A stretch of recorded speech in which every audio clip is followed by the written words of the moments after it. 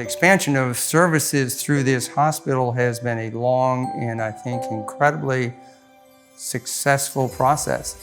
If you think back to when we started prior to the hospital coming here, there were 3 physicians in Gloucester and 3 physicians in Matthews and other smaller offices. There are an incredible number of providers of a large number of services which are available right in the community. So a few years ago, in rounding on a daily basis, seeing patients and families in our waiting areas, in our diagnostic areas, I started to listen to people and ask them, what types of services they were here for and why were they leaving if they were leaving.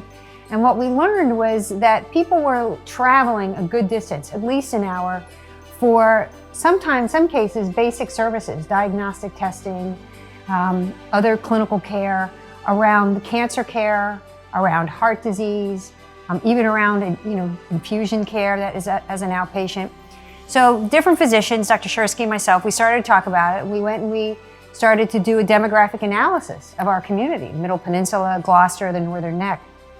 And what we found is that for the chronic conditions that this community has, which is heart disease, which is cancer, which is a variety of surgeries that lead up to, that is part of a cancer diagnosis, we found that we didn't have the front end or the diagnostic services when the suspicion of an abnormality may exist. And then with cancer care, cancer is common. Many people deal with it.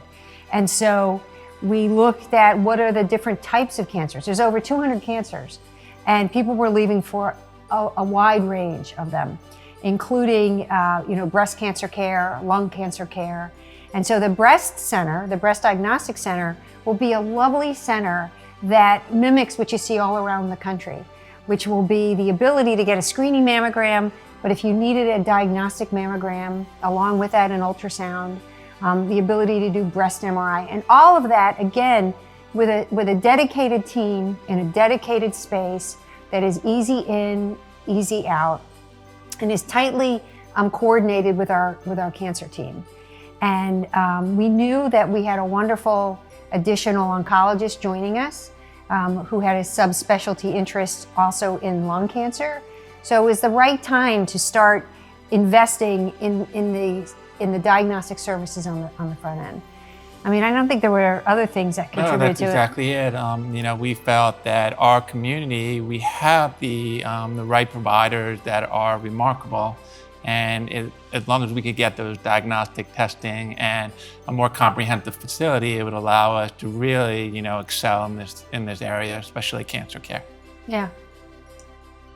The treatment of cancer has advanced remarkably over these past decades, and it has become more complex. That complexity is manifest in many ways. The testing is more complex. The therapy is more complex. And therefore, there are many more members of the healthcare team that deliver the service. These include surgeon, medical oncologists, radiation therapists, physical therapists, hospice workers, and many others. It is of invaluable importance to have all of that in one location. Well, I have a soft spot in my heart for supporting the Cancer Center.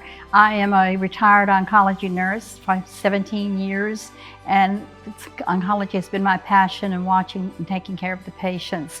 And I think it's great that we're going to be able to expand our center. I think the expansion of the Cancer Center will help the Middle Peninsula. As a little historical background, and I'll tell you, I was a cancer survivor. And when I had throat cancer, I had to make all of my trips over to Newport News to have my treatment. So the Cancer Center here, it's awesome to have it right here. And I think it'll help us serve more people in this community and surrounding communities as well.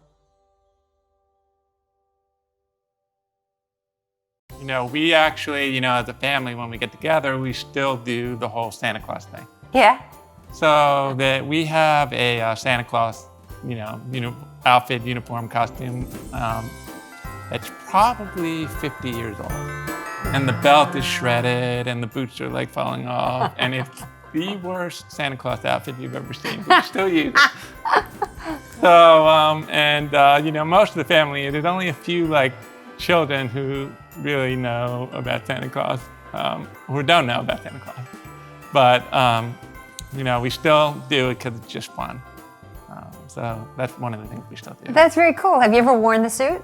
Yeah, everybody kind of trades off. You know, every year it's like, you know, I don't want to do it. You know, so we get that's so that's cute. hilarious. My dad did it last year, and his pants fell down. The Santa Claus outfit pants fell down because it's so old. We need to replace it. That's so funny. The story I remember is, so my mom was Swiss and my dad was Sicilian, and my mother, you know, grew up with the real candles on the Christmas tree, right, that you light, right? And my father was a mechanical engineer and worked as an insurance adjuster, right? So like, you weren't even allowed to have a candle in the house kind of thing. And it was like every year, she would want to put the candles on the tree. And he would be like, you know, Annalise, what are you kidding? You can't do that. So one year, right, we celebrate, again, the Swiss and the Italian is a big meal. It's Christmas Eve, right? So we sit down to the dinner, and there were sliding glass doors behind the table. And she put my father in a certain chair, and he looks up, and she had gone and she'd taken one of the pine trees in the backyard, and she had put the candles, and they were all lit. None of us knew, she didn't tell us. And he took off so fast to run out the back of the house to blow those candles out. But she was like so proud of herself because she got her lit Christmas tree. So it's not a tradition I do because, yeah, that wouldn't go well.